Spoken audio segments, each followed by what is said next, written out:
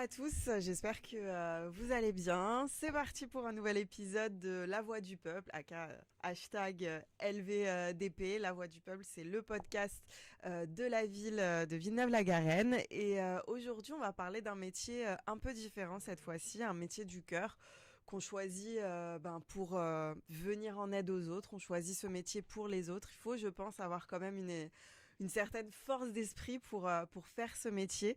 Et on va en parler aujourd'hui avec Sabah. Salut Sabah. Salut. Tu vas bien? Ça va et toi? Oh oui, ça va. Sabah, tu es infirmière anesthésiste. Il y a différentes spécialités dans le métier d'infirmière. Et C'est toi, ça. c'est du coup infirmière anesthésiste que tu es depuis maintenant 2 2 ans, ans et c'est demi. ça? Voilà, on va en Ouais. parler. On va parler un peu de ce métier, pourquoi tu l'as choisi, qu'est-ce qui a fait que tu as décidé de devenir infirmière, voilà, de travailler avec les gens qui sont malades, les accompagner du coup dans des moments qui sont difficiles. Mais avant ça, présente-toi. J'ai envie qu'on sache un peu plus qui tu es. Est-ce que tu peux me dire en 2-3 mots qui est Sabah, infirmière anesthésiste? Oui, bien sûr. Alors moi, je suis Sabah. Je suis un produit pur Villeneuve-la-Garenne. Je suis née à l'hôpital Nord en 94. J'ai grandi à Villeneuve. J'ai passé quasiment toute ma scolarité à Villeneuve. J'ai travaillé aussi à Villeneuve à l'hôpital Nord 92. Okay. Et j'y habite toujours. Ok. Voilà, T'as jamais quitté Villeneuve-la-Garenne? Non, un petit peu vite fait à Gennevilliers, entre Gennevilliers et Villeneuve, mais vraiment C'est collé. principalement Villeneuve, ouais. C'est collé. Du coup, alors si j'ai bien compris, t'as grandi dans une famille d'immigrés marocains. C'est ça, C'est ça. Ta maman aussi est aide-soignante, donc le domaine médical, c'est de famille. c'est ça. Est-ce que c'est en la voyant se lever tous les matins pour aller travailler que ça t'a donné envie d'être aussi dans ce milieu-là ou pas du tout? Alors c'est elle qui nous a donné envie à mon frère et moi d'être dans le milieu. Ah, ton frère aussi est dans le milieu, Ouais, ouais, ouais. décidément. Ouais, c'est vraiment cette famille, hein. Mhm. C'est elle qui nous a vraiment donné cette vocation. Et c'était plus le soir, au repas, au dîner, on était à table et elle nous racontait souvent ce qu'elle voyait au travail et tout. Et je sais pas, j'imaginais ça comme quelque chose. Enfin, ce qu'elle faisait pour moi, c'était incroyable. Et du coup, je me suis dit, bah ouais, je vais faire ça aussi. J'ai envie Franchement, aussi. j'ai envie de travailler à l'hôpital, de vivre les choses que ma mère elle vit en fait. Avant de rentrer dans les détails, est-ce que tu peux expliquer aux gens qui nous écoutent la différence entre aide-soignante et infirmière? Parce que parfois, je sais qu'on confond un peu les deux Ouais, métiers. Pourtant, c'est des métiers différents, mais qui ouais, cohabitent, qui coexistent, qui bien travaillent sûr, ensemble main dans la main. bien sûr. Donc, est-ce que tu peux nous expliquer du coup cette petite différence entre les deux? Oui, bien sûr. Alors, il faut savoir qu'infirmière, donc c'est 3 ans d'études après le bac. Nous, les infirmières, on a 2 rôles. On a le rôle propre, donc c'est tout ce qui va être aider, accompagner la personne, aider à manger, changer, accompagner dans la vie de tous les jours. Et on va avoir un rôle prescrit, donc ça va être tout ce qui va être prescription médicale, donc les soins, les pansements, les médicaments, les perfusions, les prises de sang. Et donc les aides-soignantes, elles nous aident dans notre rôle propre, c'est-à-dire qu'elles vont être au plus proche des patients, là où nous, on sera plus dans du soin technique. Elles vont vraiment nous aider à donner à manger, aider un patient qui a besoin d'aller aux toilettes, vraiment elles vont nous soulager en tout cas dans cette tâche, Ouais. dans tout ce qui va être gestes de la vie quotidienne, Ok, quoi. voilà, ouais, accompagnement dans les Ouais, gestes de la vie quotidienne. ouais, Ok, merci déjà, c'est c'est beaucoup plus plus clair. clair. Quelles sont les études du coup pour devenir infirmière anesthésiste? Qu'est-ce que tu peux, est-ce que tu peux nous dire un peu quel est le parcours? Oui, bien sûr. Alors moi, à mon époque, parce que je sais pas si ça a changé, vu que ça change tout le temps, L'éducation Parcoursup, tout ça et nationale. tout. Ouais, moi je connais que ce que j'ai fait et ce qui se suit après, pas trop, mais je crois qu'il n'y a pas eu trop de changements. Ok. À mon époque, donc il fallait avoir le bac, c'était obligatoire, donc bac général, bac techno. Et après, il fallait donc passer un concours, un écrit, ensuite un oral et rentrer à l'école. Ok, Dans un IFSI, un institut de formation en soins infirmiers. d'accord. Ah Et oui. c'était pour 3 ans et c'est l'équivalent d'une licence. Ok. Il Voilà. y avait pas, il y a un concours quand même Oui, pour. à l'entrée. D'accord. À À l'entrée, tu l'entrée, passes le concours. ouais. Tu l'as eu du premier coup? Alors, moi, j'ai passé 2 concours. Ah oui. J'ai eu les 2 écrits et j'ai eu qu'un oral. Et du coup, j'ai fait ma formation là où j'ai été acceptée finalement. Ok. Et le bac que tu dois passer du coup pour aller vers tout ce qui est ce métier, enfin le métier médical et être infirmière en l'occurrence, c'est quoi le bac que tu as passé Alors, du coup? moi, j'ai passé un bac. Moi, j'ai fait un bac scientifique, donc Ok. c'est pas l'idéal pour faire Ah bon? du soin infirmier. Non, c'était ST2S à la base. D'accord. Ok. En tout cas, le bac était le plus approprié parce que voilà, ils font plus de biologie. Ils sont Mhm. vraiment C'était le plus adapté en tout cas à l'époque pour faire le soin infirmier. Moi j'avais fait un bac S parce que je savais pas trop ce que j'allais faire, je savais pas trop où j'allais aller. Et voilà, je suis partie dans cette filière. Et parce que tu étais une tête aussi à l'école, peut-être, parce que bac S, franchement, c'était... au collège, ça allait. J'étais une tête, mais au lycée, j'étais la dernière de la classe. C'est vrai non, bah, pourtant, tu l'as eu, ton bac S. Ouais, bah avec beaucoup de... C'était dur. Hein. C'était galère. C'était dur, mais j'en gardais bon souvenir aujourd'hui. Bon, en tout cas, pour les gens qui nous écoutent, qui sont un peu trop jeunes, je sais que maintenant, enfin, au niveau de l'éducation nationale, je sais que ça n'existe plus, bac ES, L, STMG, ce genre de choses. Je sais que ça n'existe plus et que maintenant, on choisit des filières si j'ai bien suivi. C'est vrai que je regarde pas trop, mais en l'occurrence, S, c'est quand on fait beaucoup de maths, si j'ai bien compris, maths, SVT et physique-chimie. Ouais. Voilà, et du coup, c'est ce bac que tu as passé. Et puis après... t'as réfléchi pendant une période, qu'est-ce que je voulais faire comme métier, qu'est-ce que j'aimerais faire plus tard, ou vraiment tu t'étais dit, allez, je vais dans le domaine médical, je veux être infirmière? De base, moi, je voulais faire médecine. Okay. À la base, quand j'étais en S, voilà, j'étais avec mes camarades, tout le monde voulait faire un... En fait, il y avait deux catégories de gens en S. T'avais les gens qui voulaient faire ingé et les gens qui voulaient faire médecine. Et moi, ingé, c'était pas du tout mon truc. Moi, je voulais vraiment un truc dans l'hôpital. Donc, médecine, ça, c'est ce qui s'ouvrait le plus à moi. Le problème, c'est que moi, je suis pas une très grande bosseuse. Tu vois, je suis pas le genre de meuf, je rentrais de l'école et je vais faire mes devoirs, je vais travailler, tout ça et tout. Et c'est pour ça que j'avais d'ailleurs 4 et 5 de moyenne en maths et en physique-chimie pendant 2 ans, à tel point que mon prof de physique-chimie, il savait même pas qui j'étais, tellement que je parlais pas en cours de physique. Ah, parce que tu parlais pas parce que tu sais je parlais pas, ça m'intéressait pas. Sécher, c'est mal. En fait, c'est même pas que ça m'intéressait pas, c'est que je comprenais rien. Ok. J'avais raté le train quand même. Bah, tu sais, moi aussi, c'est pareil. C'est vraiment physique-chimie, c'est ma matière, point d'interrogation. Ouais, quoi, genre. Pareil. Tu me demandes est-ce que je me rappelle de quelque chose, je vais te dire rien non, du tout. Franchement, c'était vraiment très très dur. Et heureusement qu'il y avait la SVT qui était vraiment ma matière de cœur où je prenais vraiment du plaisir à étudier la biologie et même la géologie. Donc ouais, il y avait ces deux catégories de personnes et moi je me suis dit bon bah médecine pourquoi pas. J'étais déterminée mais je me rendais pas trop compte de la charge de travail que demandait médecine et c'est vraiment en terminale que je me suis dit bon on va se poser les bonnes questions. Déjà ma prof de maths elle m'a dit tu sais pas ce qui t'attend. Non, tu vas pas réussir. Tu fais médecine, tu vas pas réussir. Et moi, j'étais là, bon, bah peut-être sage-femme, du coup. Mais c'est le même concours. Donc, bon, après mes réflexions, tout ça et tout, je me suis dit, en vrai, infirmière, c'est très bien. C'est 3 ans d'études. Au bout de 3 ans, je travaille, je rentre dans la vie active, je gagne de l'argent, etc. rapidement. Médecine, je sais pas dans quoi je m'embarque. Moi, mes camarades de lycée, ils viennent d'être diplômés, là, il y a 2-3 ans. Ceux qui ont fait médecine. Ouais, moi, ça fait 10 ans, tu vois. Donc, je regrette pas du tout. Et c'est surtout que c'est 2 métiers différents. Médecine, voilà, c'est très...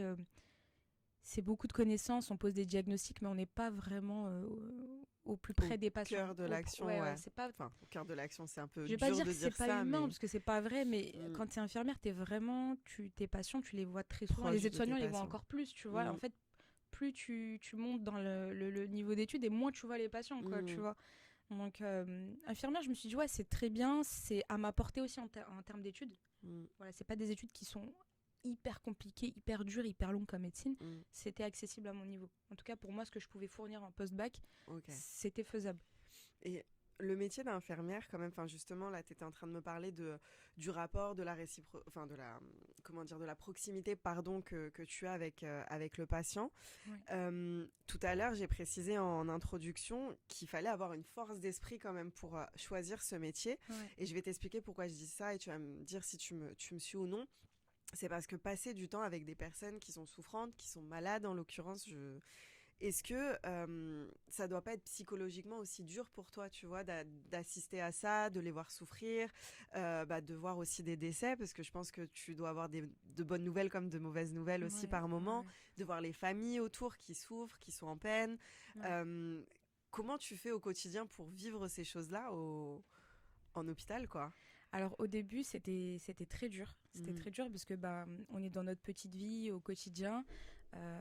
Après, on est un peu jeté en pâture pendant les stages comme ça avec les patients. J'ai vécu des décès pendant ma formation et ça m'avait énormément touchée. J'ai pleuré. Franchement, j'ai pleuré parce que dans ma famille, tous les gens, on côtoie pas la mort comme ça, à cette fréquence-là. Et ouais, non, ça a été très dur au début. Des petites remises en question quand même en se disant est-ce que Est-ce que je suis voilà, prête psychologiquement ouais, est-ce que j'ai les épaules, tout ça, est-ce que je peux endosser ça pendant toute ma carrière? Parce que c'est vrai que quand t'es infirmière, bah, tu tu côtoies la mort, tu côtoies la maladie, quoi. C'est Mm, vraiment ton métier. Les gens, s'ils sont là, c'est parce qu'ils ont un problème. mm. S'ils vont bien, ils viennent pas Ils te sont pas là, voir ou ouais. ils sont pas là. Mm, Donc, non, ça a été très, très dur. J'ai pris mon poste en réanimation après avoir été diplômée. Pareil, j'ai eu... d'entrée de jeu, j'ai eu 2-3 patients bah, qui sont décédés parce que bah, ils étaient là depuis longtemps, ils étaient très malades. Ils étaient mm, mourants. Ça a été très dur aussi, c'était une énorme claque. Les familles, c'est hyper dur parce qu'ils sont là, ils sont en pleurs et toi, tu dois rester stoïque. mm. Faut Ouais, pas tu peux pas flancher. pleurer avec eux, C'était franchement tu la vas être là. gestion des émotions, c'est très compliqué. Mais avec le temps, on apprend à mettre cette distance. Parce qu'au Mm. début, en fait, on n'arrive pas à mettre cette distance. C'est-à-dire que mes patients, c'est comme si c'était des gens que je connaissais. Bah, tu les vois souvent, même tu les Ouais. vois parfois même plus que ta famille, parce Bah, que c'est tu ça. passes la journée là-bas ou la soirée là-bas. Donc, Ouais. Et du coup, bah, quand j'ai bossé, surtout, mon expérience, là où je me suis vraiment formée, je pense, c'est quand je bossais à l'hôpital Nord en gériatrie. ok. Ça arrivait souvent.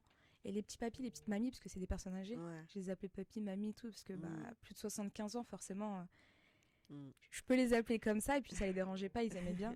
Et c'est là, en fait, bah, les petits papis, petites mamies, t'en as beaucoup bah, qui partent parce que bah, Mm. c'est la vie. C'est la vie, c'est On arrive en l'âge. bout de course. Et c'est là où je me suis formée, parce que bah, là, il y en avait, la fréquence, elle était vraiment. Ça arrivait, quoi. Ça Mm. arrivait que bah, les soins palliatifs, fin de vie. Et c'est là que tu te formes, en fait. Et voilà. En fait, c'est en travaillant et en Mm. vivant ça que bah, on apprend à mettre cette distance et À à se maîtriser. protéger aussi un peu. T'as demandé peut-être de l'aide ou des conseils ou même en parler avec quelqu'un. On en parle entre nous. Ok. Ouais, quand il y a des décès qui peuvent nous affecter, on en parle souvent entre collègues. C'est des Mm. choses qui se font assez naturellement. Oui, bah voilà, mon petit patient, chambre d'hôtel, ça Mm. y est, il est parti, tout ça et tout. On en parle aussi souvent avec les médecins. Les médecins, il faut savoir qu'à l'hôpital, ils sont très présents aussi quand c'est Mm. des cas comme ça. Ou les cadres aussi, l'encadrement, ils viennent nous voir et voilà. C'est très. En tout cas, sur tout ce qui est sujet de la mort, Mm. c'est hyper bienveillant. Est-ce que c'est la partie la plus difficile et la plus compliquée de ton travail Ouais, au final? je pense que ouais, c'est le truc le plus dur. Bah, même encore aujourd'hui, en tant qu'infirmière anesthésiste, Mm. des fois, on peut avoir des patients qui arrivent, qui sont dans des états graves. Mm. On les voit, Ouais. on les endort. Et en fait, on se dit qu'on est peut-être la dernière personne qu'ils vont Qui vont voir. voir. Ouais. Et du coup, Mm. ça, c'est dur parce que, encore quand je travaillais en réa, les patients, ils arrivaient, ils étaient déjà endormis. Je les connaissais pas, j'avais pas parlé avec eux. C'était Mm. juste un patient qu'on m'amenait. Mm. Et voilà, donc fallait que je m'occupe. Donc fallait que je m'occupe. Et là, de les voir, de leur parler avant, même ça encore, tu vois, aujourd'hui, je Je rapprends. sens que t'es quand même touchée Ouais, ouais, parce que c'est ça me fait enfin, ça te ça me rappelle rappelle des des gens, des souvenirs. visages, Ouais, c'est ouais. normal. Mais bon, voilà, tu vois, je gère mes émotions. Mais on a besoin de personnes comme toi, voilà. C'est même Je si pense qu'il en je faut. pense qu'il faut quand même quand on fait ce métier, il faut pas être complètement stoïque. Il faut quand même avoir du cœur parce que ces Ouais, gens-là, ils ouais. ont besoin d'avoir un visage un peu friendly, un visage Ouais, bien sûr. amical avant, voilà, avant une opération lourde, avant de Ouais, passer à côté de la mort, avant de mourir. On a besoin quand même ouais, bien d'avoir sûr. des personnes bienveillantes autour de nous et c'est pour ça que ton métier est super important et que j'étais contente d'avoir un profil comme toi dans LVDP en préparant Ouais, cette interview. Pour moi, enfin, j'étais contente d'avoir quelqu'un comme ça. J'ai dans mon entourage proche aussi une infirmière qui bosse justement en réanimation et c'est vrai que ouais, je sens qu'il y a des moments plus difficiles que d'autres et c'est pour ça que je voulais aussi en parler avec toi et c'est important de mettre de la lumière parce qu'on a bien sûr. tendance à, dans les interviews qu'on regarde par exemple ou qu'on écoute en podcast, on prend des personnes voilà, on regarde plus un footballeur, un artiste, un rappeur, ce genre de choses. Ouais, Mais entre guillemets, ça va être gros, mais tu vois, les personnes, les vraies stars qu'on a envie d'écouter parfois, bah, c'est des gens humains comme vous qui accompagnez ces personnes-là dans des moments hyper difficiles. Donc c'est ouais, bien aussi que tu partages ton expérience. Et surtout, s'il y a des jeunes aujourd'hui à Villeneuve-la-Garenne qui ont envie de devenir infirmière, c'est bien aussi qu'ils sachent à à quoi quoi s'attendre. s'attendre. Voilà, dans Ouais, ce c'est métier, important. il y a des moments super positifs, il y a des moments qui sont plus compliqués, mais Ouais, on a besoin de vous. On a ouais, besoin de vous dans les hôpitaux français qui sont défaillants. On va en reparler bien après. Je voulais sûr. Oh là là. t'interviewer aussi par rapport à la France actuelle et Ouais. notamment au domaine hospitalier. Mais avant ça, j'aimerais revenir du coup sur infirmière anesthésiste. Ouais. En quoi ça consiste et pourquoi tu as choisi ce domaine-là? Alors, ça a commencé donc quand je bossais en réanimation. Ok. Moi, je bossais en réanimation chirurgicale cardiaque. Donc, c'est tous les patients qui se font opérer du cœur qui reviennent dans mon service. Donc, ce sont Ok. des grosses opérations, on arrête le cœur, etc. Euh, et donc, bah, je m'en occupe. Voilà, je m'assure qu'ils aillent bien et on fait tout. Enfin, on fait en sorte que le post-opératoire se passe bien et puis voilà, qu'ils passent en cardiologie et qu'ils rentrent chez eux. Et en fait, il y avait ce côté un peu de qu'est-ce qui se passe avant. Parce que moi, on me les transfère dans mon service, ils sont endormis. Voilà, après l'opération. Et en fait, il y avait ce truc de mais qu'est-ce qui se passe en réalité avant? Quelle est la préparation? Comment on endort les patients au bloc opératoire et tout. Ouais, ça a commencé là. Et surtout que les médecins avec lesquels je travaillais, les réanimateurs, ils sont aussi anesthésistes de formation. Okay. Donc en fait, soit ils sont en réa, soit ils sont au bloc. Et donc c'est eux qui nous remontaient les patients du bloc. Et en fait, on les voyait avec leur cap d'anesthésiste, mais plus réanimateur. Et du coup, je me disais, franchement, c'est deux spécialités qui, au final, vont bien ensemble. Moi, je connais le côté réanimation et j'aimerais bien connaître le côté anesthésiste, comme les médecins, en fait. Okay. Et donc, c'est là que j'ai commencé à me renseigner sur le métier. J'ai pu faire une journée d'observation au bloc opératoire. J'ai pu voir un peu comment ça se passait, discuter un peu avec des infirmiers anesthésistes, poser mes questions. Et en fait, je me suis rendu compte que c'était peut-être un métier que je voulais faire. Voilà. Ça t'intéressait. Et puis ça change aussi. C'est ouais. bien Et franchement, après le Covid, j'avais envie de changer. Ok. Je vais pas mentir, je pense que le Covid, ça a été un gros déclic. Je peux te demander pourquoi? Le Covid, ça a été très compliqué à l'hôpital. Je pense qu'il y a beaucoup de gens qui je pense qu'on est énormément d'infirmières, d'aides-soignantes à avoir eu ce déclic de vouloir partir parce que on a vécu des choses qui sont... Quand je te disais qu'on côtoyait la mort, pendant le Covid, c'était tous les jours. Et c'était tous les jours et c'était à une fréquence, c'était plusieurs patients par jour. Alors qu'en réa, en général, je peux pas te donner la fréquence, mais des fois, tu as un décès par semaine. Tu vois, 2, ou des fois, c'est 1 tous les 10 jours. Enfin, en général, les patients, quand ils viennent, ils sont pas... en tout cas, dans mon service, je vais pas parler pour tous les services de réanimation, mais dans le mien, on n'avait pas cette fréquence-là. Et en fait, le Covid est arrivé. Et en fait, c'était vraiment la guerre à l'hôpital. J'avais l'impression d'être dans un hôpital de guerre. C'est-à-dire que tout le système a été chamboulé. Les patients, ils arrivaient en masse. Nous, notre manière de fonctionner, elle avait complètement changé. On s'est retrouvés à faire des choses qu'on n'avait pas l'habitude de faire parce qu'il fallait le faire. Et en fait, c'est là qu'on s'est dit, mais demain, on revit une pandémie. Moi, je veux pas revivre ça, en fait. Donc, infirmière anesthésiste, c'était aussi une manière de revivre, en tout cas, s'il se passe quelque chose à l'avenir, différemment. Tu vois, mais vraiment, le côté Covid en réa, je voulais l'enterrer, quoi. C'était fini. J'hésitais à parler du Covid avec toi parce que je sais que ça a été une période extrêmement difficile. Et puis, on a vu, en fait, qu'au final, tous nos métiers à nous, ils servaient à rien. Les métiers les plus importants, c'était les personnes dans les hôpitaux, quoi, pour sauver des vies. Pendant cette période où nous, on était tous confinés et qu'on applaudissait à travers nos fenêtres. Et là, tu viens de me dire, du coup, que c'était extrêmement houleux et que tu avais l'impression de vivre une période de guerre. Comment on guérit en tant qu'infirmière après avoir vécu ça? Franchement, je pourrais pas te répondre, je sais pas. Tu sais pas? Non. Est-ce que tu as l'impression d'avoir guéri, même où tu as encore des images et tu dis, mais j'ai vécu un truc de fou, quoi? Franchement, je pense que quand on n'est pas dedans, on se rend pas compte à quel point ça a pu être traumatisant de vivre ça. Moi, je sais, je vais parler pour moi et j'ai pas honte de le dire. J'ai dû voir un psychologue après. Mais il faut pas avoir honte de le dire. Non, mais parce que c'est très tabou. On pense que le psychologue, c'est que pour les fous. Voilà. Non, il y a des choses qu'on vit, qu'on refoule et qui sont pas normales et qui impactent notre quotidien et on s'en rend pas compte. Et moi, je m'en suis rendu compte parce que j'ai perdu ma tante fin octobre 2020 et j'ai pas pleuré. C'était trop bizarre. Genre, elle est décédée, c'était la sœur de mon père. Elle est décédée et tout allait bien.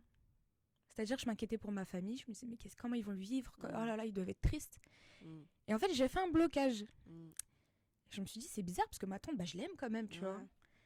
Et en fait, à ce moment-là, je me suis dit, il y a un truc qui va pas, il faut que j'aille voir une psychologue. Et en fait, elle m'a raconté qu'avec le Covid, j'avais appris à complètement dissocier mes émotions.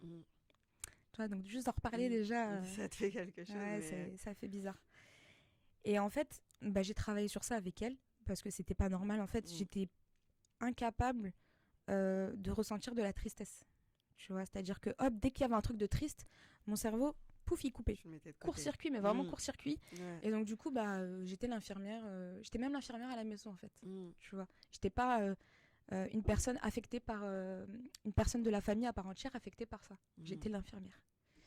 Et donc aujourd'hui, je pense qu'on en garde tous un peu des séquelles. Voilà, on essaye de pas trop y penser.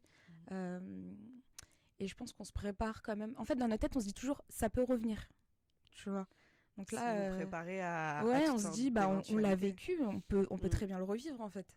Donc, ouais, je pense que la psychologue, c'était pas une mauvaise idée. Bah, tu sais, je tiens à préciser, on sort un peu du cadre là où on parle un peu de ton profil, mais je pense que c'est important à ce moment-là de faire de la prévention et de dire que voilà, je sais que dans nos communautés, j'ai pas honte de le dire, on a tendance à associer psychologue à fou. Ouais, Voilà, c'est qu'il y a quelque chose qui va pas, c'est que t'es un peu foufou, c'est qu'il y a un problème. Non, un ouais. psychologue, c'est toujours bien d'avoir l'avis d'une personne extérieure, de Bien ne sûr. serait-ce que parler pendant 1 heure de ce qu'on vit au quotidien.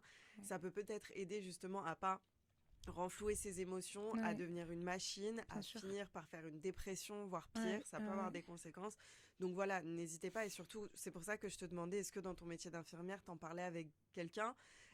C'est important en fait de parler, surtout quand on côtoie la mort au quotidien. bien sûr. C'est hyper important de parler à côté avec quelqu'un qui peut Ouais. t'aider justement à évacuer, parce Ouais. que mine de rien c'est triste, même Bien si c'est sûr. pas des gens de ta famille, tu vis au quotidien avec des gens que tu vois mourir, que tu vois Ouais. souffrir, Ouais. tu vois leur famille, parfois c'est des personnes très jeunes aussi, j'imagine. Bon, tu bosses dans un milieu, tu m'as dit avec parfois des papis, des mamies, tu m'as parlé Ouais. de personnes cardiaques, je sais pas si tu as eu aussi l'occasion de bosser en pédiatrie, mais parfois ça arrive à Non, mais des certains patients enfants. jeunes, 20 ans, 30 ans, ça m'est Voilà, arrivé. c'est voilà, ben tu vois, 20 ans, 30 ans, il y a des infirmières qui bossent avec qui Des travaillent avec enfants. des enfants.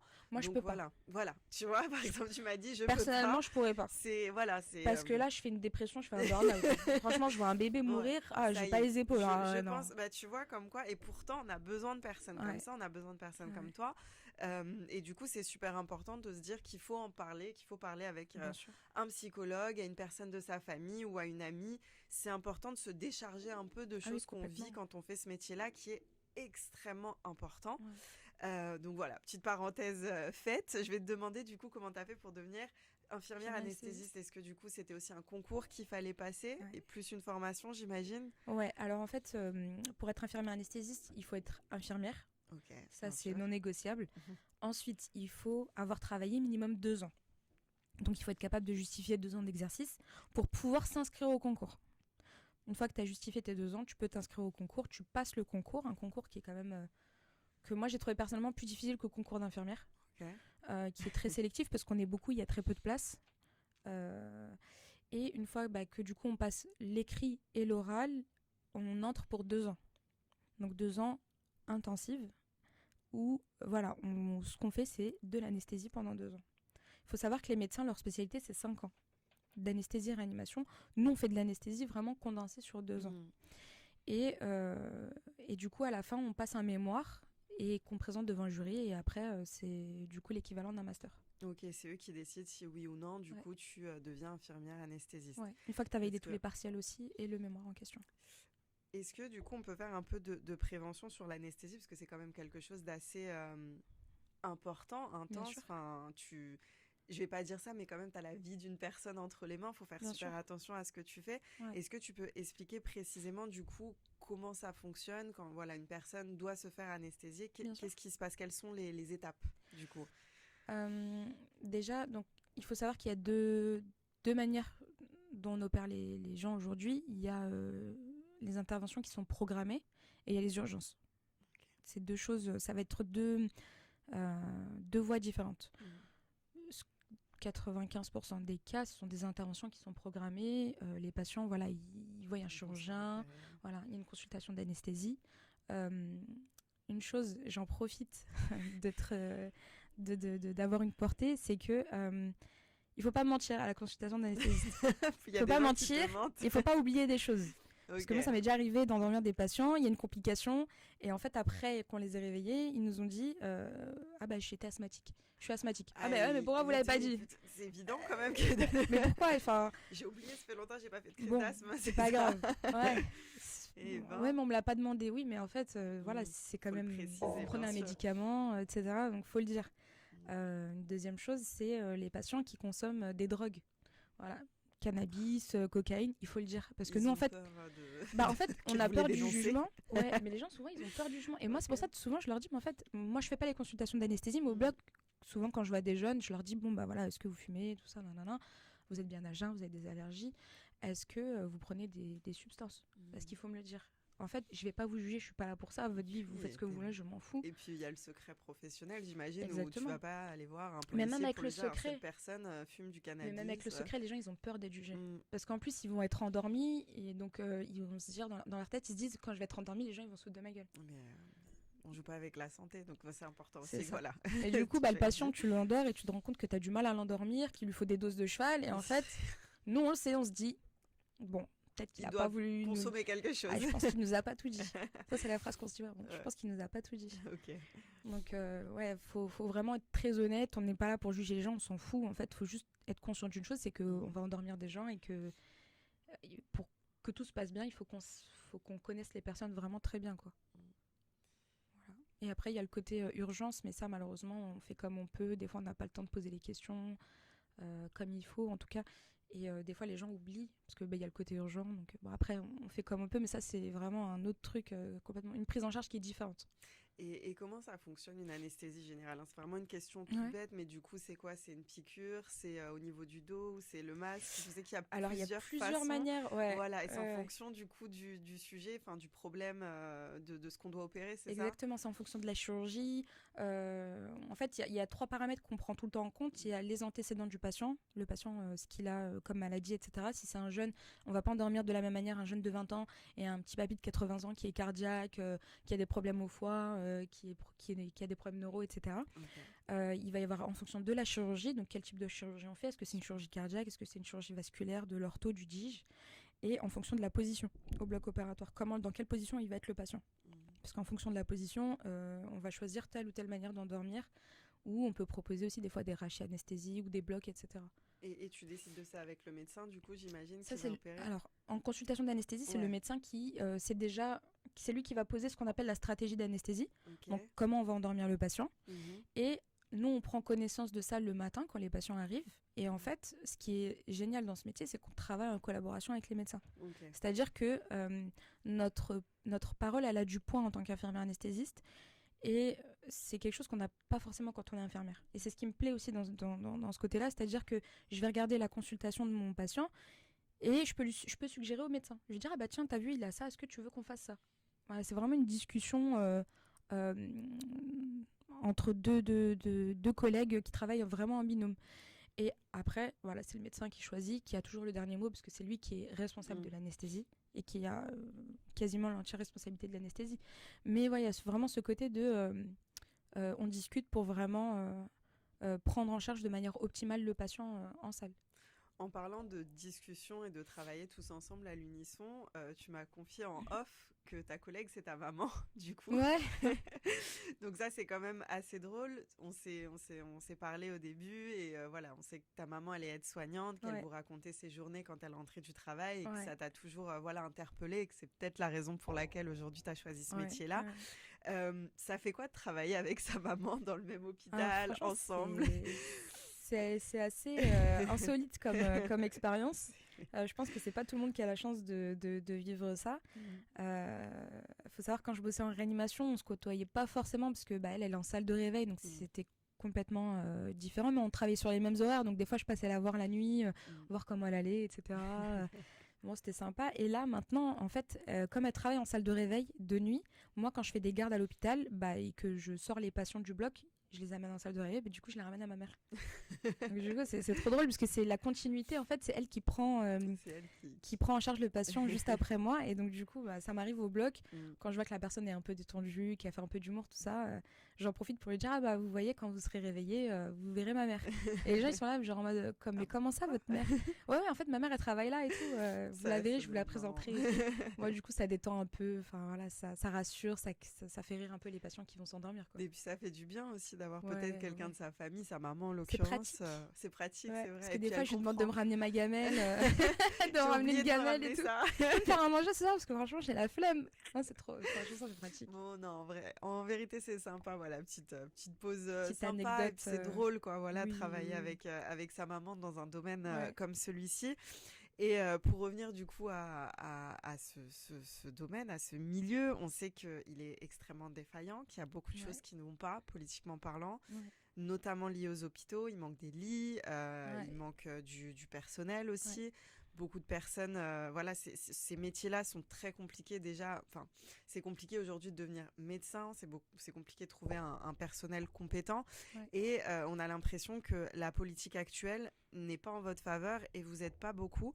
Toi qui es au cœur de l'action, est-ce que c'est des choses que tu ressens aujourd'hui? Ouais, bien sûr. Ah ouais, bien sûr. En fait, il y a tellement euh, de, de, de restrictions budgétaires qui font. Après, c'est comme un peu partout, mais dans le domaine de la santé, moi en tout cas, on le ressent. On a un petit peu, enfin, on a moins de moyens, que ce soit matériel, que ce soit humain. On est tout le temps dans la restriction. Les équipes, elles sont en burn-out parce que concrètement, on n'arrive pas à recruter. Les gens partent. Donc c'est-à-dire que vraiment Ouais, il y a le il y a un système, turnover. le bateau, nous c'est ce qu'on dit, le bateau il est en train de couler. Voilà, c'est en tout cas l'assistance publique, c'est comme ça. Mm. Dans le public, c'est compliqué. Les gens partent dans le privé parce que forcément il y a un petit peu plus de moyens. Ouais. C'est moins dur pour eux de travailler et même au niveau salaire, c'est plus intéressant dans le privé parce que pour une même charge de travail, voire peut-être, je pense, un peu moins parce que dans le public, c'est vraiment c'est compliqué. On est payé plus. Il y a même des gens qui commencent à partir carrément de France, à s'expatrier parce que on trouve des systèmes de santé qui sont moins défaillants qu'en France.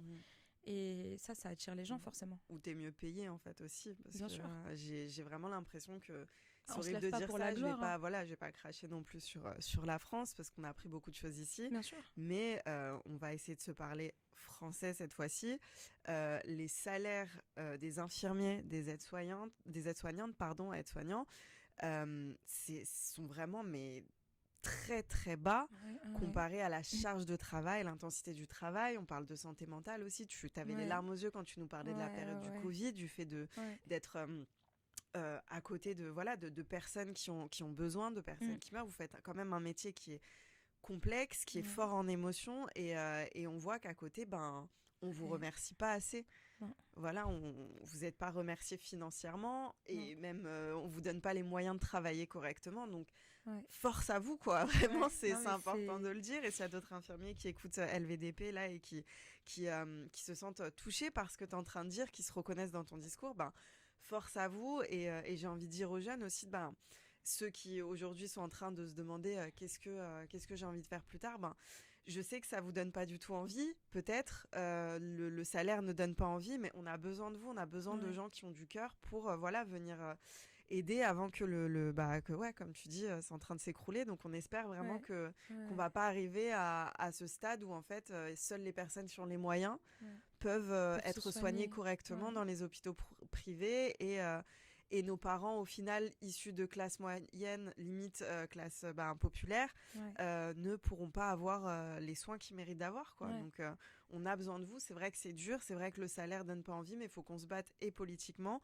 et aussi en choisissant et en faisant aussi ces métiers et en allant dans le domaine public pour pas que vous soyez seuls aussi. Voilà. Et c'est pour ça aussi que quand les infirmières manifestent dans la rue, on manifeste pas pour nous, en fait, parce que nous, on est dans on s'est habitué à travailler dans ces conditions, mais quand on manifeste, c'est vraiment parce que il faut du matériel, il faut des moyens pour pouvoir embaucher, pour pouvoir s'occuper dans des conditions optimales en fait des patients.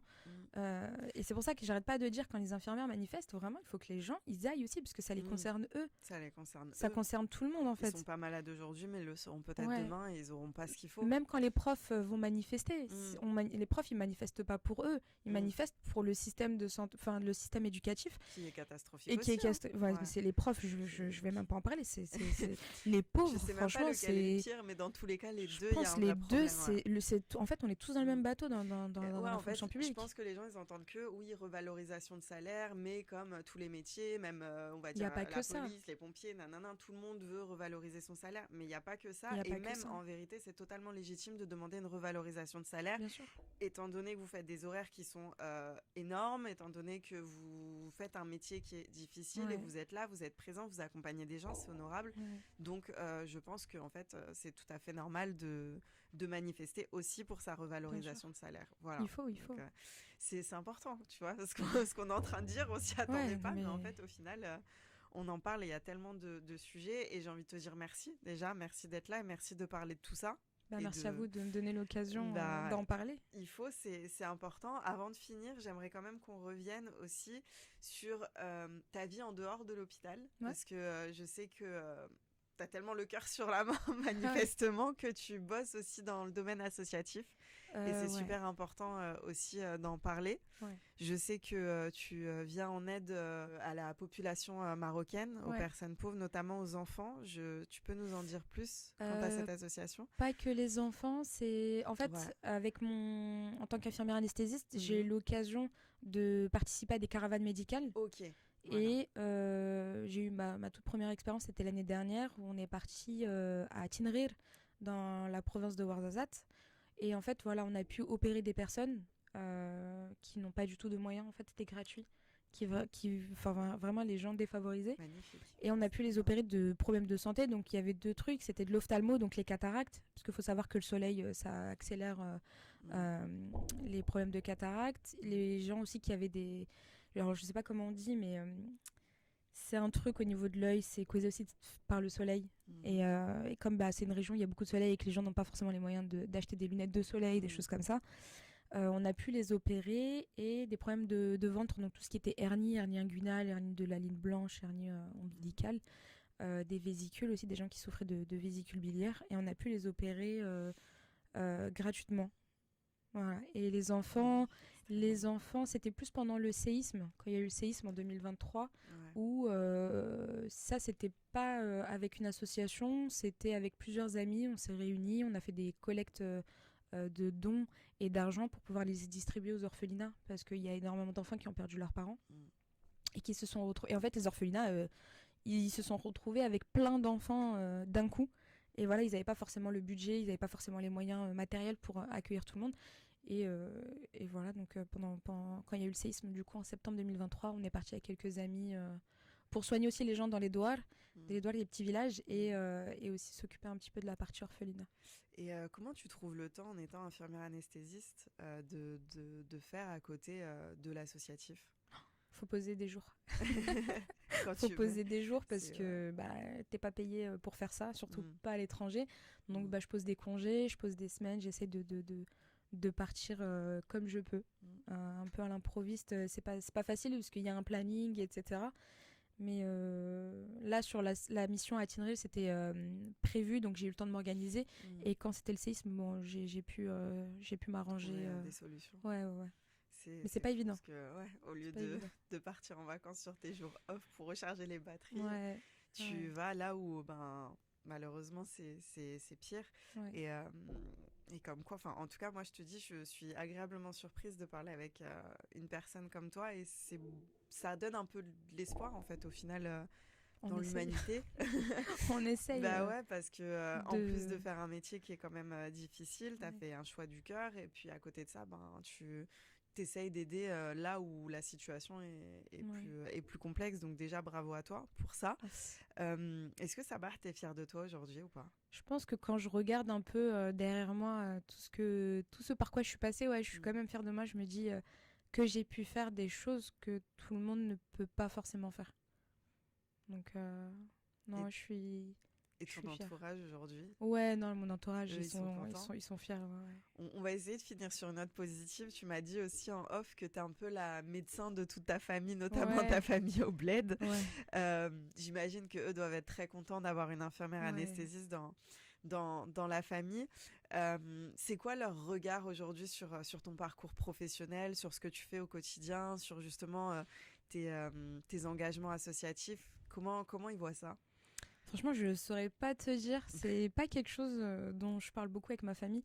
Parce que j'essaye quand même de pas trop monopoliser l'attention sur moi, de dire voilà, regardez ce que je fais, etc. Mais je pense qu'ils sont fiers, ils sont contents de ce que j'ai pu faire. Faut savoir que mon père, lui, quand j'ai dit que j'étais infirmière anesthésiste, il est parti dire à tout le monde que j'étais anesthésiste. Merci papa.